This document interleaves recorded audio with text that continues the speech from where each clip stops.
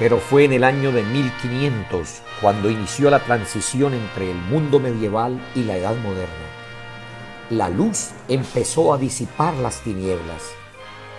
Entre los reformadores más destacados tenemos a Juan Wycliffe, Juan Hus, Jerónimo Savonarola y Martín Lutero, siendo este el más destacado de todos los reformadores.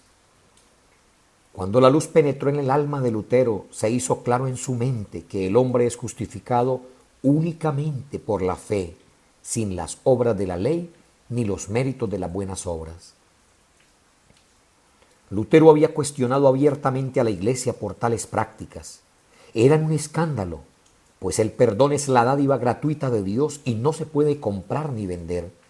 No se necesita ningún sacerdote como intermediario para el perdón, pues la Iglesia no tiene poder para perdonar.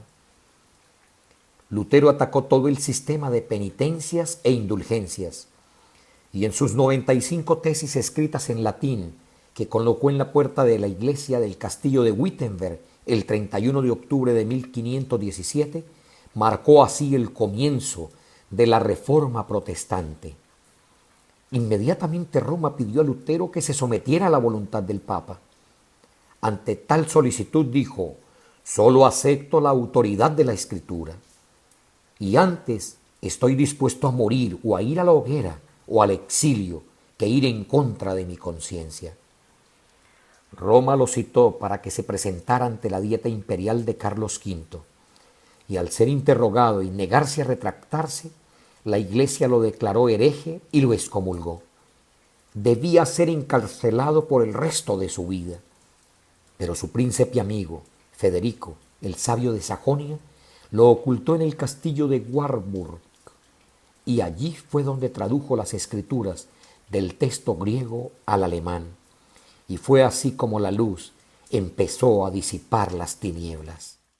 En este momento me encuentro junto con el pastor Nelson León y estamos aquí. Él es pastor de la iglesia trinitaria El Racto.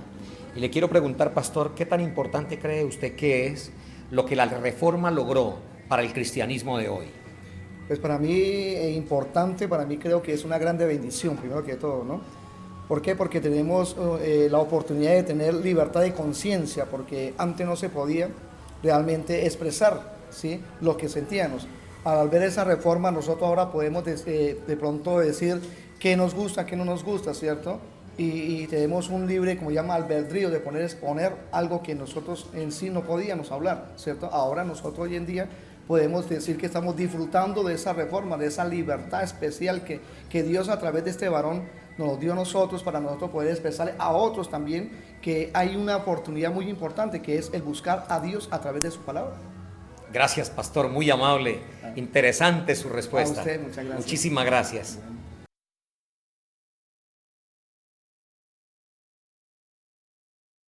Durante casi 20 años, la Iglesia Católica vio cómo los ciudadanos dejaban de reconocer al Papa como la máxima autoridad. Fue por eso que en el año 1545 se convocó a una reunión cuyas sesiones llegaron a durar cerca de 17 años, la cual hoy es conocida como el Concilio de Trento. En ella se propuso crear una nueva Iglesia Católica, más rigurosa en la aplicación de sus doctrinas, con el propósito de detener el avance de la Reforma protestante, pues debido a ella el catolicismo había perdido terreno.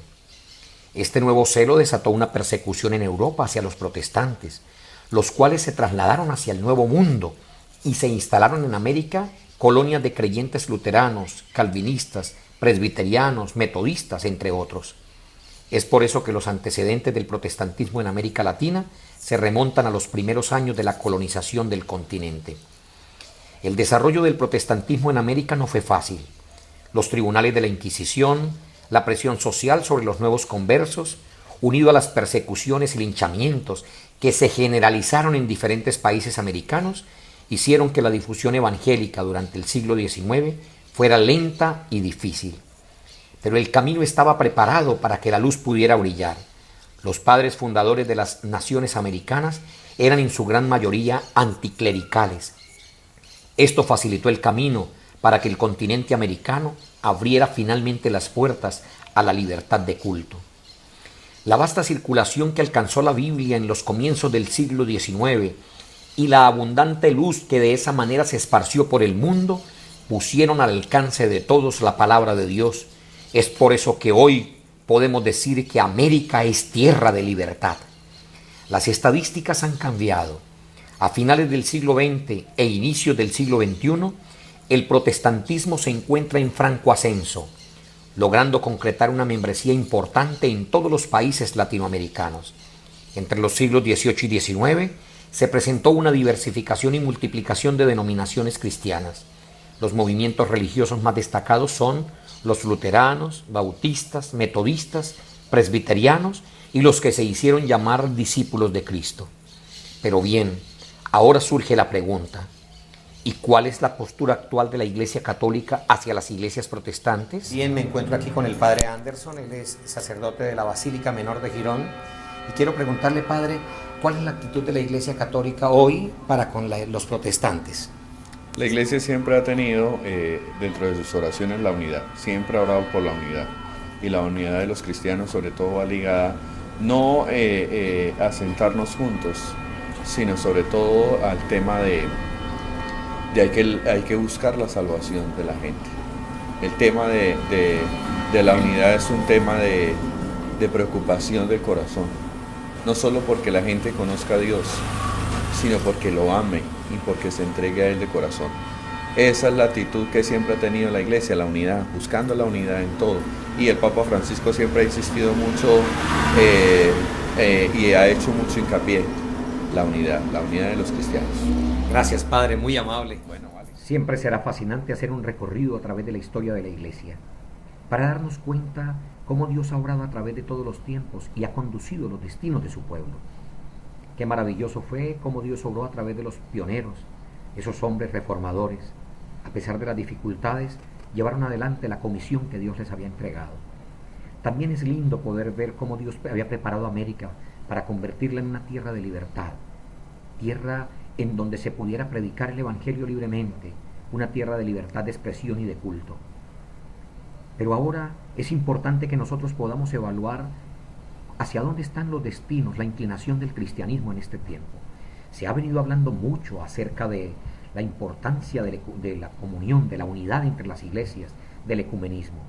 Pues permítame decirles que el ecumenismo ha tenido metas loables y algunas influencias positivas. El ecumenismo ha promovido relaciones más fraternales entre las iglesias, ha proporcionado más información y más exacta y actualizada sobre las feligresías.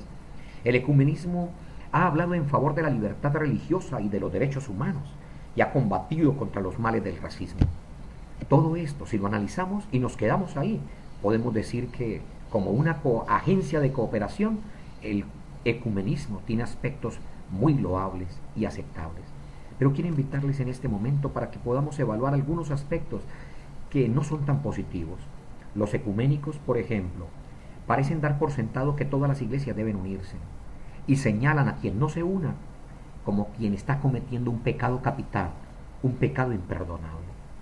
Los ecuménicos consideran que la herejía y la apostasía prácticamente no tienen importancia y las ignoran. No importa los credos ni las prácticas, lo importante es la unidad. Y eso no es así a la luz de la Biblia. El movimiento ecuménico también ha afirmado que la Biblia no es la regla de fe, ni que está dotada de autoridad en sí misma. El enfoque ecuménico considera que la verdadera misión consiste en buscar la paz y la armonía social. Hasta ahí llega el compromiso. El evangelismo ecuménico considera que la más importante es cambiar las estructuras injustas de esta sociedad. ¿Saben?